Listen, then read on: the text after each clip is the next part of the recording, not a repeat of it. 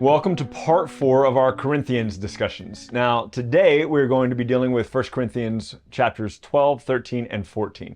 1 Corinthians 12 deals with spiritual gifts, and we will see that, like Paul's done with the three previous issues, he addresses a problem, and then he addresses the correct way to handle it, and then talks a little bit more about that. And so 1 Corinthians 12 deals with spiritual gifts, and 1 Corinthians 12 talks about that the Holy Spirit gives gifts as he sees fit, that it is God who creates the opportunity for those gifts. The Spirit gives those gifts and puts each one in the body. God puts each one in the body as he wants, and that Jesus then creates the fruitfulness of those gifts. And so it's one of the few places that we see kind of the Godhead working all together. There's about a dozen or so of those places in the New Testament.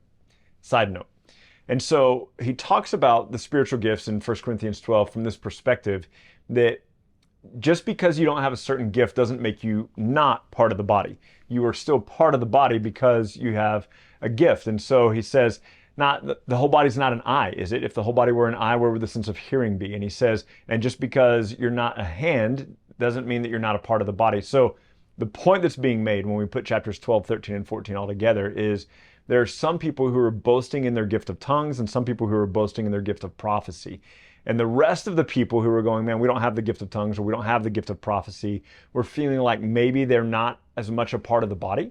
And then the people who had the gift of tongues and the gift of prophecy were using them in such a way as to say we're more important than the rest. And so both of those attitudes are addressed for us there in chapter 12.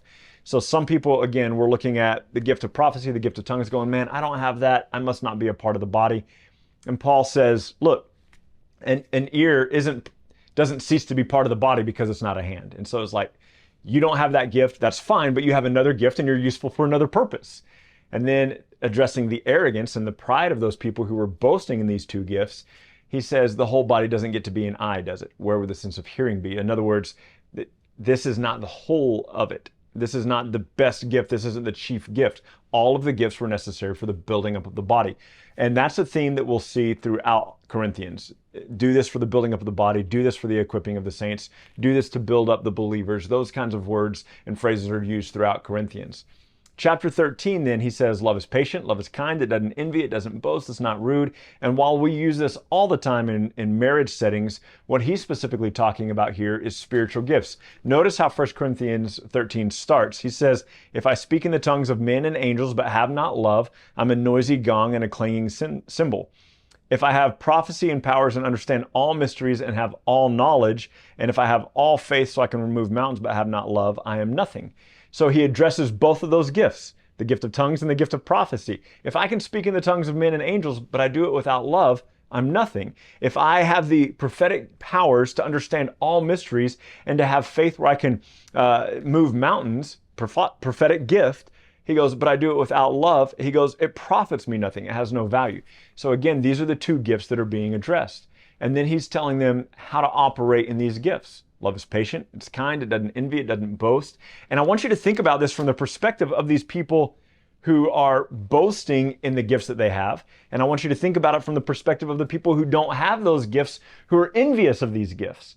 So when Paul is addressing the love in the church, he's like, some of you are discouraged because you don't have the gift of prophecy and the gift of tongues, and you envy those who do, and you think, man, I'm not part of the body, I'm not part of Christ, and it is creating division in the body. And some of you believe that because you have those gifts, you're better off than the people who don't. And he goes, neither one of those is love. Love is patient, it's kind, it doesn't envy, it doesn't boast, it's not rude, it's not self-seeking. And then he goes on to say, listen to this, love never ends. That's verse 8. As for prophecies, they will pass away. As for tongues, they will cease. So still addressing those two gifts. And he says that when the perfect comes, which is a reference to the return of Christ, he says when the perfect comes, the gift of tongues is done away with. And the gift of prophecy is done away with, but love will remain. And so the aim of the believer who operates in certain gifts, or maybe who doesn't have those certain gifts, the aim of the believer is to do all things in love. So if you have the gift of prophecy, if you have the gift of tongues, it is to be done in love. And if you don't have the gift of prophecy and you don't have the gift of tongues, don't be envious and don't be wicked towards the people who do. There's unity. Love needs to be the priority. And then in chapter 14, he's going to say, all right, so he's already said, here's your misunderstanding. Here's how it should be done. It should be handled in love. And then in chapter 14, he is going to specifically talk about how to use tongues and prophecy in an orderly fashion in the church so that they can be effective. So that it can be productive in the body, so that it can build up the saints. And he's going to give some specific instructions, like if you speak in tongues, but the people can't understand it, there's no interpreter. He goes, it doesn't build up the body. He goes, I would rather speak 5 words that can be understood than 10,000 words that don't have an interpretation. And he says, because then the body isn't built up. So again, what we have in mind here is the love of the brethren and the building up of the saints. So what do we talk about? What do we discuss with this? What are we to think about? There are a lot of people who want to talk still in 2023 and boast in tongues and prophecy. But Paul gives us right here a reason for these gifts and how they're to be used in love. And then there are a lot of people who feel like maybe they don't matter quite as much because they don't have the gift of tongues and prophecy. And Paul addresses that in 1 Corinthians 12, 13, and 14. So take a moment to discuss these. We have some questions that have been sent to you. They're in the notes, the description of this video. And contemplate these questions, think through these things, and see what it looks like to be a part of the body and why God has gifted us these things for the building up of the saints, doing all things in love.